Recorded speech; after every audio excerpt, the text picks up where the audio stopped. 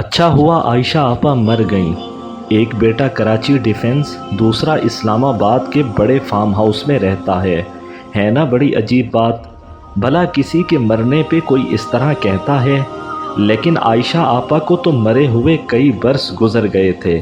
बस हुआ ये है कि इनकी डेड बॉडी कल मिली है, एक फ्लैट में जहां वो कई बरसों से भूत बनकर रह रही थीं। लेकिन ये हैरत की बात नहीं है। इनका एक बेटा अपनी बीवी और 2 बच्चों के साथ कराची डिफेंस खयाबान बहरिया में 4 कनाल के वसी महल नुमा घर में खुशो खुरम ज़िंदगी गुजार रहा है। दूसरा बेटा इस्लामाबाद में, जिसका चक शहजाद में 8 कनाल का फार्म हाउस और बहरिया में लग्जरी कोठी और कराची में करोड़ों रुपए मालियत की प्रॉपर्टी। और माँ का ये हाल। आयशा आपा हमेशा से ऐसी नहीं थी। यही कोई 10-15 बरस पहले न जाने उनके मन में क्या समाई, सब बच्चों को कॉल करके बुलाया, अपनी सारी जायदाद बच्चों के नाम कर दी। इसके बाद वही हुआ जो हमेशा से होता आया। इन जैसों के साथ ऐसा ही होना चाहिए। आखिर क्यों नहीं? ऐसों को अकल नहीं आती। किस किस का नाम लो। आयशा आपा की औलाद चंद महीनों में ही उकता गई। आयशा आपा एक दिन तलत हुसैन के आगे फट पड़ी, ज़ारो कतार रोते हुए कहने लगी, दिन में कई बार सारे बच्चों को फ़ोन करती हूँ, लेकिन वो कॉल अटेंड ही नहीं करते।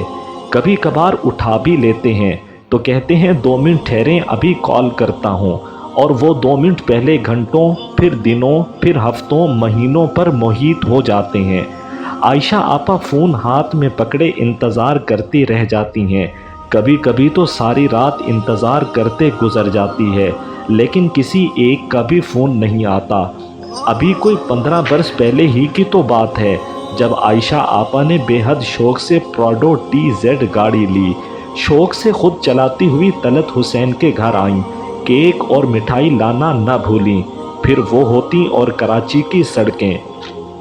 अपने गरीब हल्के अहबाब और रिश्तेदारों को कभी नहीं भूली।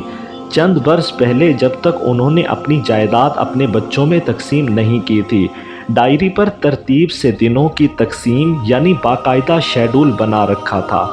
रोज़ाना किसी न किसी गरीब और नादार के घर जाना, उनके लिए राशन और नकदी, बच्चों की स्कूलों की फ़ीसें। न जाने कितने नादार ख़ानदानों के तो बाकायदा वजीफ़े लगे हुए थे। फिर एक दिन सब कुछ बदल गया। अपनी जायदाद अपने बच्चों के नाम कर दी। फिर इसके बाद इसलिए कह रहा हूँ कि अच्छा हुआ सांस की डोरी टूटी तो इन्हें यकीनन सुकून मिल गया होगा, क्योंकि वो जिस तरह सारी रात अपने फ्लैट के बाहर बेचैनी से टहलती रहती, बुड़बुड़ाती रहती, थक के चूर हो जाती तो नीचे बैठ जाती, फिर उनसे उठा भी नहीं जाता था। अब तो वो अचानक चीखें मारकर रोने लग जाती। जब उन्हें अपनी इस हालत का खुद एहसास होता, एकदम से चुप कर जाती। पड़ोसी बेचारे उनके करीब आते तो ये उन्हें ज़ोर से डांटना शुरू हो जाती। लेकिन गुज़िश्ता काफ़ी दिनों से वो इस एहसास से भी आरी होती जा रही थीं। कुछ हफ्तों से उन्होंने रात को भी फ्लैट से बाहर आना छोड़ दिया। कभी कभार चंद मिनटों के लिए दिखाई देती, फिर पाँव भी फ्रैक्चर करवा बैठीं। फिर खामोशी। इस बार जब खामोशी खासी तवील हो गई और फिर जब फ्लैट से अजीब सी बदबू भी आने लगी, आयशा आपा को तन्हाई ने मार दिया।